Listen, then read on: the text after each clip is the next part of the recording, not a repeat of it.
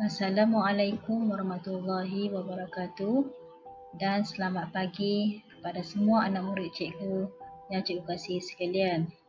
Hari ini kita akan belajar asas masakan dan tajuk kita ialah penyediaan makanan daripada bata cair dan bata pekat.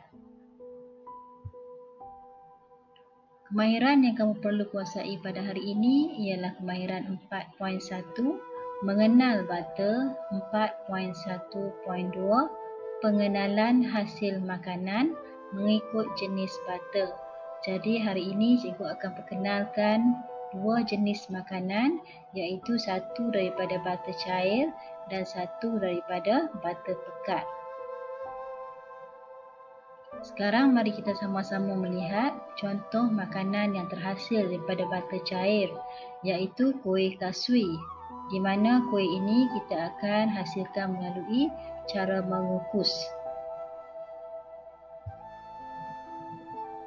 Baik, sekarang kita lihat bahan-bahan yang kita perlukan untuk menghasilkan kuih kasui.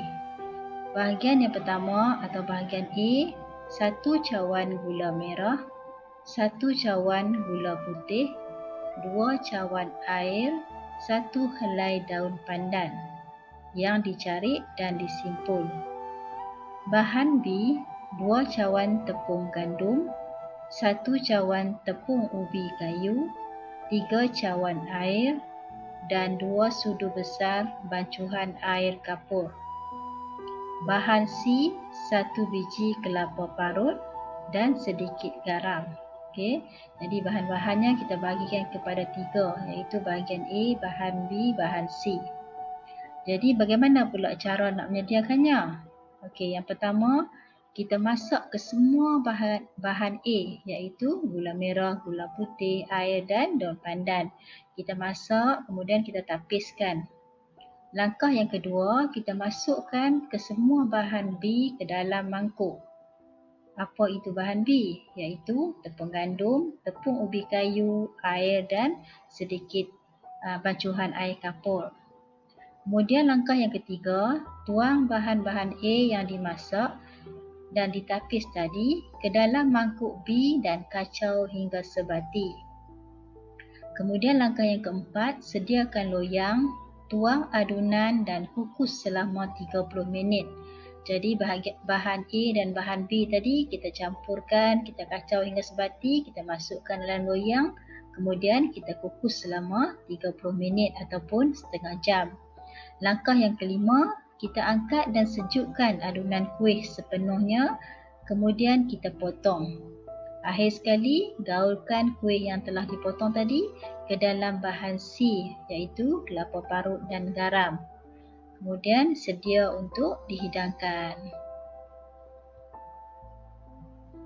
Sekarang kita lihat pula hasil makanan daripada bata pekat, iaitu cucur udang.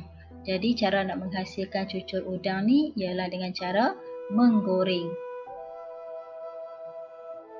Sekarang kita lihat pula bahan yang perlu kita ada untuk menghasilkan cucur udang, iaitu 250 gram tepung gandum, 300 ml air, secubit serbuk kunyit jika kita suka nak hasilkan tepung kita tu warna kuning.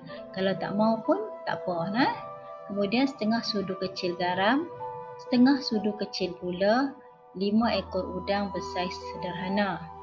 Kemudian bahan-bahan yang kita perlu potong kecil ialah 1 biji bawang besar, 1 tangkai cili merah, setengah batang lobak merah, setengah ikat daun kucai dan 1 bekas kecil tauge.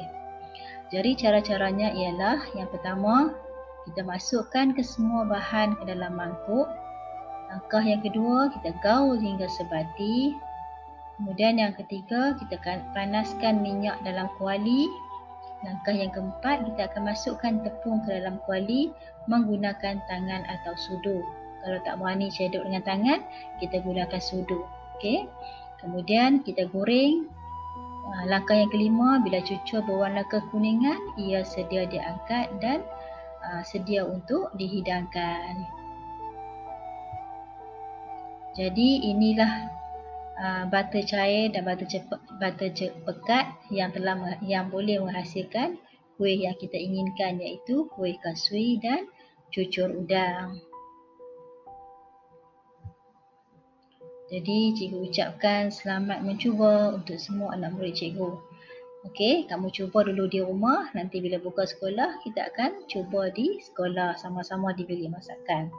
Sampai kita berjumpa lagi. Sekian dulu daripada cikgu. Bye bye.